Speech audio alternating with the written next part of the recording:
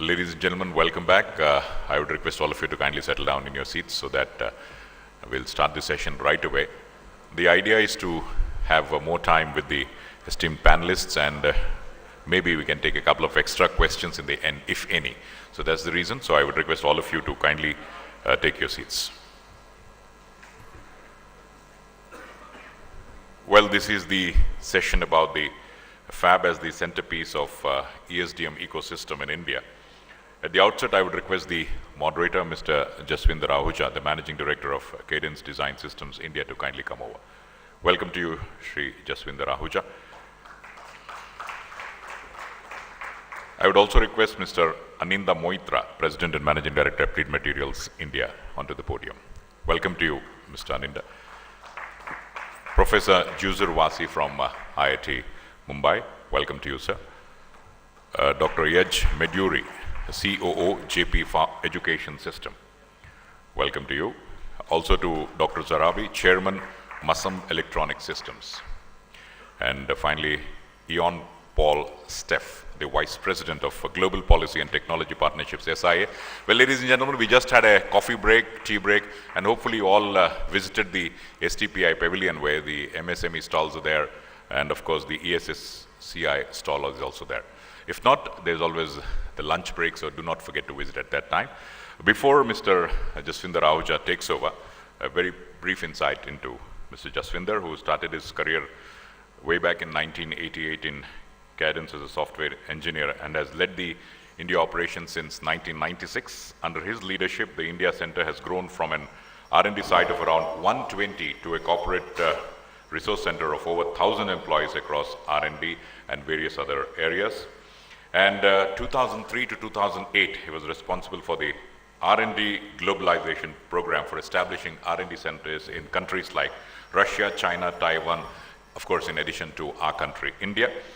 Importantly, he serves on the board of advisors of First Train Incorporated and Zafarsoft Incorporated, and of course, he has been an active member of the earlier India Semiconductor Association and also serving as the chairman in the 2007-2008 and on the executive council for several years, and now tremendous amount of support is always there for the IESA also. So ladies and gentlemen, let's put our hands together for Mr. Jaswinder Ahuja, who will moderate this session, and over to you straight away. Are you introducing the other speakers? I don't have files. Okay, we'll get started. All right.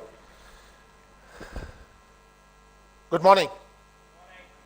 I hope you had a great conference so far, and you are refreshed after that coffee break. We have a very interesting topic for this panel session, which is around Fab as the centerpiece of the ESDM ecosystem in India. And I'm sure many of you have been coming to the IESA Vision Summits in the past, and we've always had at least one session dedicated to the discussion on Fab. And so far, the discussion has centered around, if I may put it this way, to Fab or not to Fab. We want to do something a little different today, right? We want to move past that conversation into a different and perhaps more interesting conversation. And the reason for that is that something extremely interesting happened in the past 12 months when the government, after a very extensive process, announced their approval for 2 Fab proposals. And so what we want to do is we want to move past that debate of to Fab or not to Fab and look at, well, what needs to happen next to make this successful going forward, now that the government has given its blessings to 2 of these Fab proposals. So that's what we're going to focus on in today's panel discussion.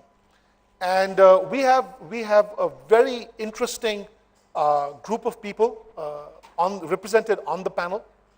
Very, very briefly, and I will not go into very detailed biographies for these gentlemen. Most of them are very well known. And I'm not introducing them in the order in which they are sitting, but right there, Dr. Zarabi.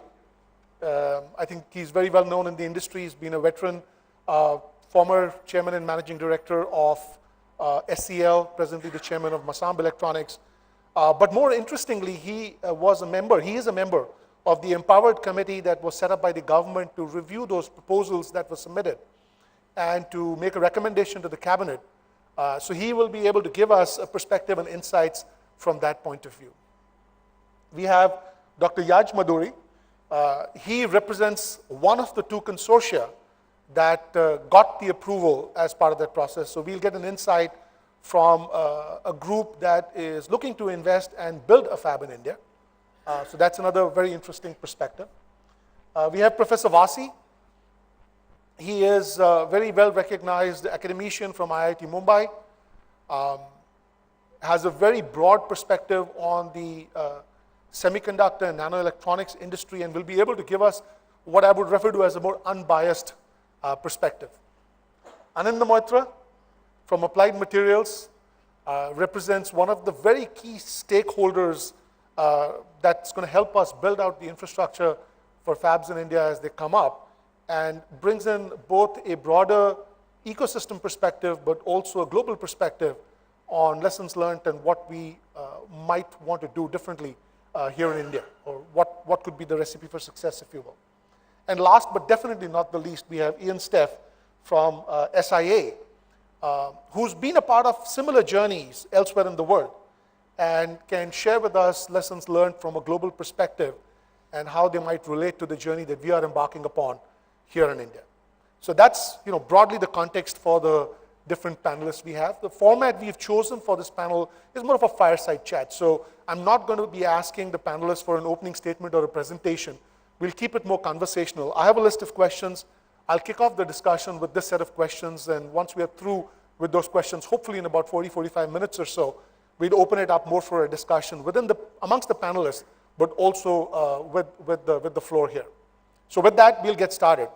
And I'd really like to direct the first question to you, Dr. Zarabi, since you are a member of the Empowered Committee set up by the government. Could you please give us some insight into the process that you went through to get to the recommendation to the cabinet, and the announcement that's been made by the government? Please interpret for all of us what exactly that means, as well as what do you see as the next steps? Based on what you just described in terms of the process so far and what to expect going forward, we can look forward to a groundbreaking, let's say within the next 3 months or something like that, right? That's the process that lies ahead of us. Dr. Zarabi, a couple of follow-up questions really quickly. Number one, could you tell us what the top 3 criteria were that you used as part of evaluating the expressions of interest that got to shortlisting of these two? Just the top 3, right? I'm sure it was a very comprehensive, very detailed evaluation, but what were the top 3 considerations? Number one. Number two, when you announced this set of packages, did anybody else step forward and express interest in establishing a fab other than these two consortia that were given the in-principle approval? Okay, last one first. No serious interest. There were responses, but I would say that nothing serious. Okay. Nothing very worthwhile. One of them is, but that's not quite fitting into what we've been asking. Let's leave it at that. So sure. We still have these two consortia that we are very much looking forward to establishing these fabs. You were about the criteria part of it. I think I'm sure there will be questions about that, but we wanted to be setting this up, as I said, commercially sized fabs, so at least which is today considered as at least 40,000 wafer starts a month. So we were very clear in our mind that it's not going to be a small fab like the one I had when I was operating in SEL. It's going to be a commercially viable fab. So in terms of technologies, near leading edge, and as somebody very rightly said that it was to be I decided up front that it's going to be multi-product, multi-technology company. Of course, the business model can be, it will be a mix of IDM and foundry, but it's going to be more in the nature of IDM. It's not a pure play foundry as far as I'm concerned.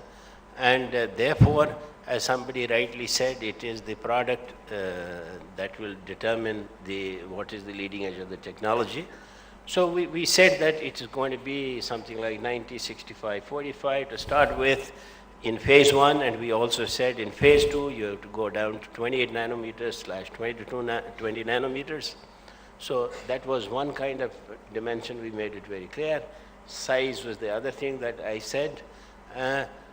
And then it has to be viable. Beyond that, we just did not want to specify everything. We wanted to, broadly specify this, then receive a proposal and want to make sure that the proposal submitted to us is a proposal which will be viable, which will be sustainable, and what does it take to make it a viable, sustainable project with these broad specifications in terms of technology and size of the fab. Got it. Wonderful. Thank you.